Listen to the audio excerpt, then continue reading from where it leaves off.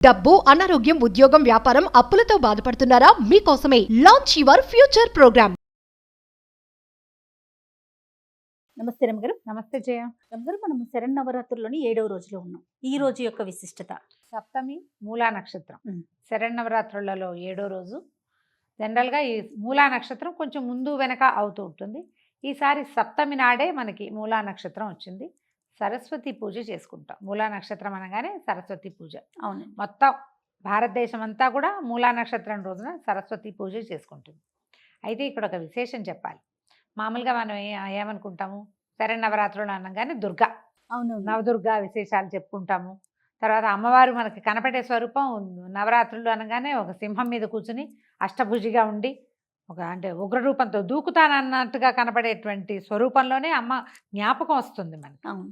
అయితే నార్త్ ఇండియాలో ఒక తెగ పూర్తిగా సారస్వత నవరాత్రులుగా చేస్తారట వీటిని. నవరాత్రులు 9 రోజులు చేయకుండా మూలా నక్షత్రం నాడు మొదలుపెట్టి సారస్వత పంచకం అంటారు. కుదిరితే 4 రోజులు 5 రోజులు, లేకపోతే 4 రోజులే వస్తే 4 రోజులైనా సరే పూర్తిగా సరస్వతికే అంకితం చేస్తారు. మన విధానాన్ని ఎట్లా వెళ్తాం మనం, మహాకాళి, మహాలక్ష్మి, మహాసరస్వతి స్వరూపాలు కదా. ఈ చివరి రోజుల్ని సరస్వతి పూజ నుంచి అష్టమి, నవమి, దశమి అవి 3 రోజులు కదా. సరస్వతి పూజ ఒక రోజు, 4 రోజులు. ఏకాదశి నాడు విసర్జన చేస్తారు అమ్మవారిని. సారస్వతంగానే చేసుకుంటారు. అక్కడ పూర్తిగా సరస్వతి అంటే ఇక విద్యాస్వరూపిణి, జ్ఞానస్వరూపిణి. మనకి ధనం ఒకటి ఉంటే చాలదు, విద్యాలక్ష్మి కావాలి. ఆ విద్యాలక్ష్మి స్వరూపమే సరస్వతి స్వరూపం. జ్ఞానమే ఆవిడది. పూర్తిగా జ్ఞాన రూపమే సరస్వతి దేవి. శుద్ధ సాత్విక స్వరూపంలో కనబడుతుంది. తెల్లని వస్త్రాలు, తెల్లటి పుండరీకం తామర పూల్లో కూర్చుంటుంది, హంసవాహినిగా ఉంటుంది, వీణ వాయిస్తూ ఉంటుంది. లలిత కళలు అమ్మవారిని ఆశ్రయిస్తే లభిస్తాయి.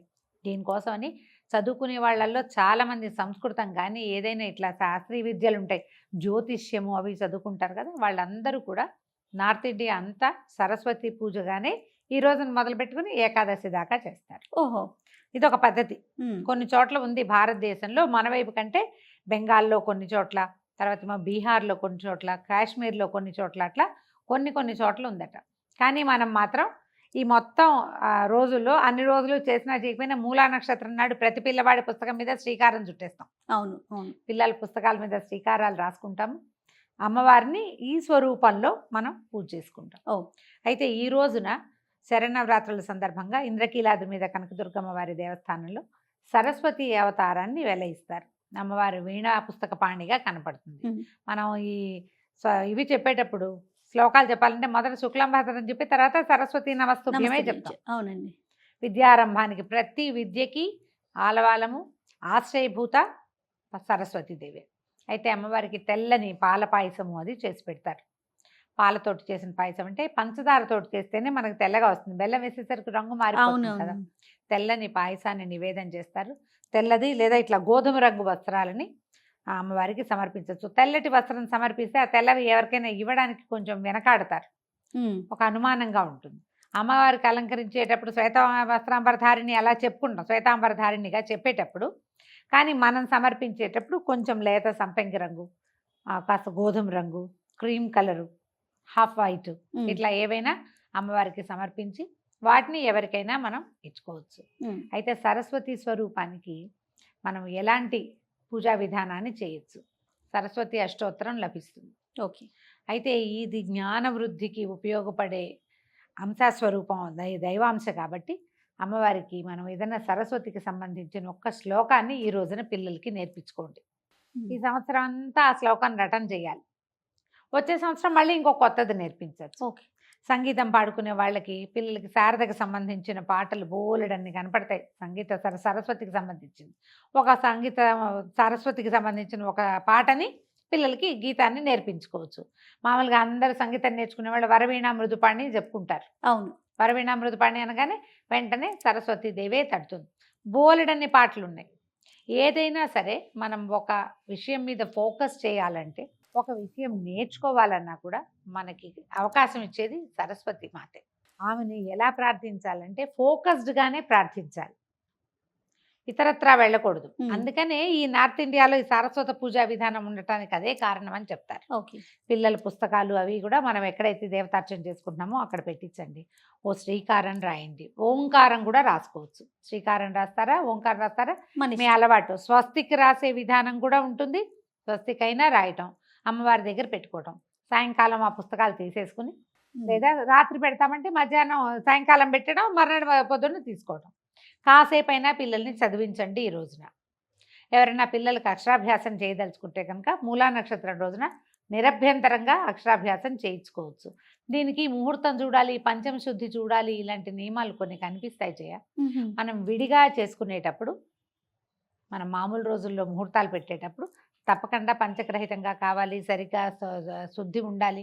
ముహూర్త శుద్ధి చాలా అవసరం. కానీ పర్వదినాల్లో చేసేటప్పుడు అంత తప్పు లేదు. మనం ఏదైనా క్షేత్రానికి వెళ్ళి చేయించుకోదలుచుకున్నా కూడా ఈ రోజున వెళ్ళి చేసుకోవచ్చు. ఇంట్లో పెద్దవాళ్ళు ఎవరైనా ఉంటే వాళ్ళతోటి అక్షరాభ్యాసం చేయించేయండి. సమీపంలో దేవాలయం ఉంటే అక్కడికి తీసుకెళ్ళి చేయించండి. మీరు కూడా కావాలనుకుంటే, తెలుగు బాగా రాదు, బాగా నేర్చుకోవాలనుకుంటే మూలా నక్షత్రం రోజున ఓం నమ శివాయ రాయండి ఏదైనా. దాంతో సరస్వతి అనుగ్రహం లభిస్తుంది. మనం సరస్వతి అనగానే కేవలం చదువు అనుకుంటాం. చదువు ఒక్కటే సరిపోతుందా? మనకి బుద్ధి కావాలి కదా. బుద్ధి కావాలి, జనరల్ నాలెడ్జ్ కావాలి, కామన్ సెన్స్ కావాలి. ఈ 4 కావాలంటే సరస్వతి అనుగ్రహం ఎంత మెండుగా ఉంటే అంత మంచిదని చెప్తారు. అయితే సాత్విక స్వరూపంగా కనపడుతుంది అమ్మవారు కదా. ప్రశాంతంగా చక్కగా వీణ వాయించుకుంటూ తెల్లటి హంస మీద కూర్చునో, లేకపోతే ఒక తెల్లటి పుండరీకంలో కూర్చునో కనపడుతుంది. ఈమెది ఇందులో ఒక ఉగ్ర స్వరూపం ఉంది సరస్వతిలో. ఆమెని నీల సరస్వతి స్వరూపంగా ఆరాధిస్తారు. అది మనకి ఎక్కడ కనపడుతుంది? దేవి భాగవతంలో శుంభ నిశుంభుల్ని వధించింది ఈవిడ అని. శుంభ నిశుంభులు అనగానే రాక్షసులు కనపడతారు. ఈ రాక్షసులని ఈవిడ ఎట్లా వధించింది? ఈవిడికి ఆయుధం లేదు కదా. ఏ పటంలోనూ మనం సరస్వతికి ఆయుధం చూస్తామా? చూడు, వేణే ఆయుధం. అవును. అయితే ఆవిడ వెనకాల పడ్డారు వీళ్ళు. శుంభ నిశుంభులు మహాసౌందర్య రాశిగా ఉన్న ఆమె వెనకాల పడితే, ఆమె దీంట్లో నుంచి, ఈ సాత్విక స్వరూపంలో నుంచి నీల సరస్వతిగా సింహవాహినిగా మారి వీళ్ళిద్దరిని సంహరించిందని చెప్తారు. శుంభ నిశుంభ వధ చాలా చిన్న కథగా కనపడుతుంది దేవి భాగవతంలో. చూడు, సాత్విక రూపిణి అయిన ఆవిడ ఇలాంటి పని చేయటం అంటే అది కొంచెం వింతగా అనిపించిన వాళ్ళ ప్రవర్తన మీద, అంతే కదా. అంటే ఇప్పుడు మనం నువ్వు చదువుకో, సాత్వికంగా ఉండు, నీ ప్రవర్తన నీదేగా, నువ్వు బుద్ధిగా ఉండు, నీ దారి నువ్వు, నీ జోలికి వస్తే మాత్రం నీల సరస్వతివి కావాలి నువ్వు. ఇది ఒక రకమైన బోధే కదా. అంతే కదండి. నీ జోలికి వస్తే వదలద్దు, నువ్వెవరి జోలికి వెళ్ళకు, హాయిగా నీ వీణ వాయించుకుంటూ నీ పుస్తకం చూసుకుంటూ నువ్వు స్థిమితంగా ఉండు. అమ్మవారు అట్లాగే కనపడుతుంది. అట్లా పుస్తకాన్ని, వీణని పట్టుకుని ఉన్న స్వరూపాన్ని కనుక ధ్యానిస్తే మనకి లోపల ఒక రకమైన ఆందోళన ఉంటుంది చూడు, అది తగ్గిపోతుంది. ఏదైనా చదువుకోవాలంటే ప్రెషర్ఫుల్గా చదవకూడదు, ప్రశాంతంగా చదవాలి. ఇప్పుడు మన విద్య ఎట్లా అయింది? ఎంతసేపు పరిగే, అంతే కదండి. పరుగు, పోటీ, అంకెలు, దాంట్లోనే ఉంటున్నాం. ఆ పోటీ నుంచి మనని కొంచెం పక్కకి తీసుకెళ్లాలంటే సంవత్సరానికి ఒక్కసారైనా పిల్లలకి ఈ సరస్వతి సాత్విక స్వరూపంలో ఉన్న సరస్వతి అమ్మవారి పూజ చేయించడం, వాళ్ళ పుస్తకాలు అక్కడ పెట్టించడం, కాసేపు దండం పెట్టుకుని అయినా ప్రశాంతంగా చదువుకోండి. అవసరమైనప్పుడు విజృంభించు, అక్కర్లేనప్పుడు ప్రశాంతంగా ఉండు.